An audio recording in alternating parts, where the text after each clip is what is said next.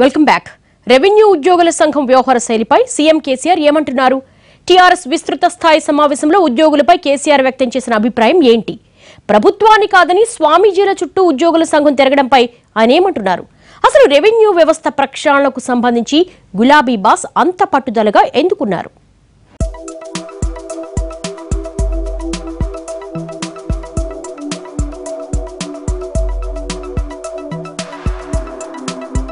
రెండోసారి అధికారంలోకి వచ్చాక రెవెన్యూ శాఖ ప్రక్షాళనపై సీఎం కేసీఆర్ దృష్టి పెట్టారు. పార్లమెంట్ ఎన్నికల పోలింగ్ కు ముందే సోషల్ మీడియాలో ఓ రైతు పెట్టిన పోస్టింగ్ కు స్పందించి సదరు రైతుకి న్యాయం చేయడానికి అతనితో కేసీఆర్ స్వయంగా ఫోన్ లో మాట్లాడారు. హుటాహుటిన జిల్లా కలెక్టర్ ను రైతు ఇంటికే పంపి రిజిస్ట్రేషన్ పూర్తి చేయించారు. రైతుతో మాట్లాడిన సందర్భంలో సీఎం కేసీఆర్ చేసిన వ్యాఖ్యలు కలకలం రేపాయి. గట్టిగా మాట్లాడితే ఉద్యోగులు సమ్మెకు పోతారు, కొందరు ఉద్యోగుల తీరుతో సిగ్గుతో తల దించుకుంటున్నా కోడ్ ముగిసేదాకా రిజిస్ట్రేషన్లు కూడా ఆపుకోండి, పైసా లంచం లేకుండా పని అయ్యేలా చూస్తానని ప్రకటించి సంచలనం రేపారు. సీఎం కేసీఆర్ రైతుతో మాట్లాడిన ఆడియో బయటికి రావడంతో అది బాగా వైరల్ అయింది. దానికి కొనసాగింపుగా రెవెన్యూ శాఖ ప్రక్షాళనకు కొత్త చట్టం కోసం ఉన్నత స్థాయి సమీక్ష సమావేశం కూడా నిర్వహించారు సీఎం కేసీఆర్.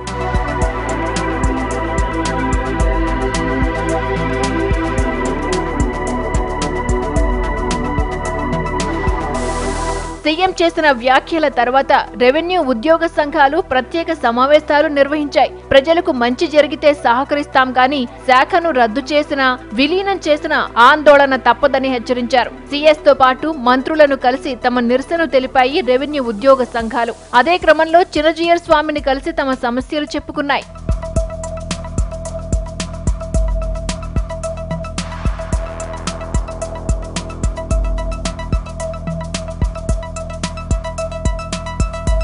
మీరైనా మా కష్టాల నుంచి గట్టెక్కించాలని చిన్నజీయర్ను వేడుకున్నాయి రెవెన్యూ ఉద్యోగ సంఘాలు. అక్కడితో ఆగకుండా మీడియా ముందుకు వచ్చి తాము ఫలానా స్వామీజీని కలిసి సమస్యలు చెప్పుకున్నామని ఏకంగా సచివాలయంలో ప్రకటించారు. తాజాగా జరిగిన టీఆర్ఎస్ రాష్ట్ర విస్తృత స్థాయి సమావేశంలో రెవెన్యూ ఉద్యోగుల వైఖరి, కొత్త రెవెన్యూ చట్టం గురించి సీఎం కేసీఆర్ ప్రస్తావించారు.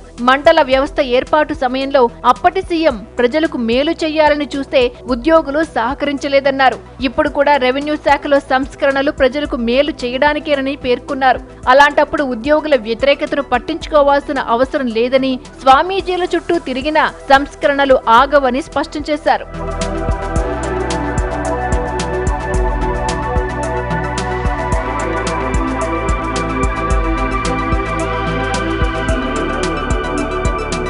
స్వామీజీని కలిసిన తర్వాత రెవెన్యూ ఉద్యోగుల సంఘం నేతలు సచివాలయానికి వచ్చారు. మీడియా పాయింట్ కు వచ్చి స్వామీజీతో ఏం చర్చించామో ప్రకటించారు. ఈ అంశంపై తీవ్ర అసంతృప్తితో ఉన్న కేసీఆర్ పార్టీ వేదికలో చర్చించారు. సేవ చేయాల్సిన ఉద్యోగులు బాధ్యతారహితంగా వ్యవహరించడంపై తీవ్ర అసంతృప్తి వ్యక్తం చేశారు. రెవెన్యూలో సంస్కరణలకు అందరి మద్దతు ఉందా లేదా అని చేతులెత్తించారు. ముక్త కంఠంతో అందరూ చేతులు ఎత్తి సీఎం నిర్ణయానికి మద్దతు ప్రకటించారు.